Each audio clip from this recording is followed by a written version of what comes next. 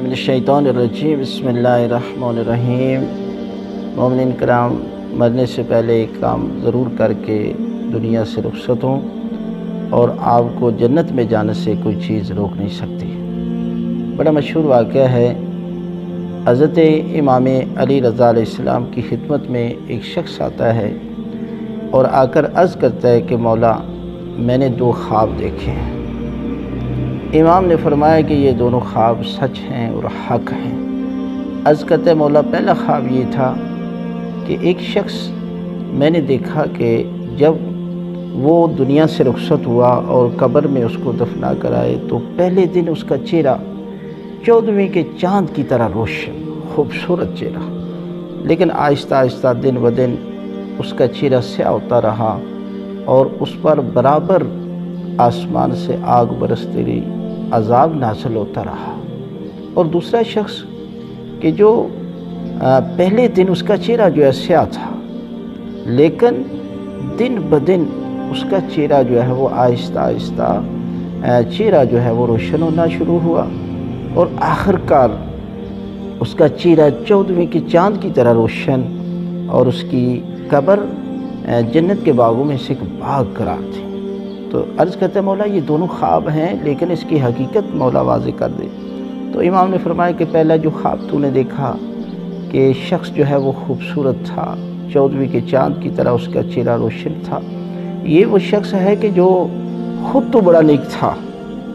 لیکن اپنی اولاد کی تربیت نہیں کی، اور اولاد کو ٹھیک نہیں کر کے دنیا سے رخصت ہوا۔ آخر کار خود تو نیک تھا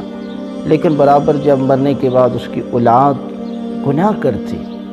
اور جب یہ گناہ کرتی تو برابر اس کو عذاب مبتلا کیا جاتا۔ اس لیے یہ جو ہے وہ ایسا کام کر کے گیا کہ جس کی وجہ سے اسے برابر جو ہے وہ گناہ مچ گیا،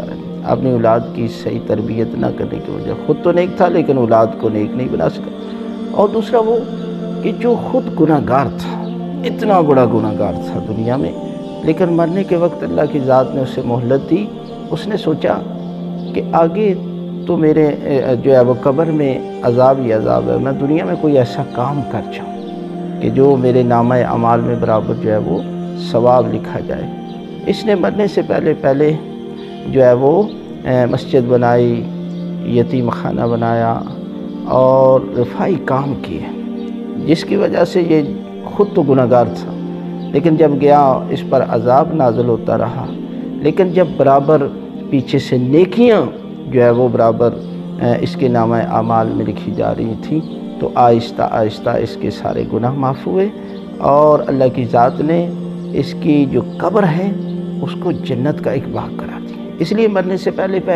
کوئی ایک کام کر لیں، یا تو اپنی اولاد کی اچھی تربیت کر لیں، یا کوئی پیچھے جو ایسا عمل چھوڑ کر جائیں صدقہ جاریہ کی شکل میں جو برابر آپ کے نامہ اعمال میں نیکیاں لکھی جائیں، اور یہ نامہ اعمال میں جو نیکیاں لکھی جائیں گی اس کی وجہ سے آپ کے سارے گناہ معاف ہو جائیں گے، اور اللہ کی ذات جو ہے آپ کو جنت میں داخل کر دے گی۔ اس لیے مرنے سے پہلے ضرور ایک کام جو ہے وہ کر کے دنیا سے رخصت ہو۔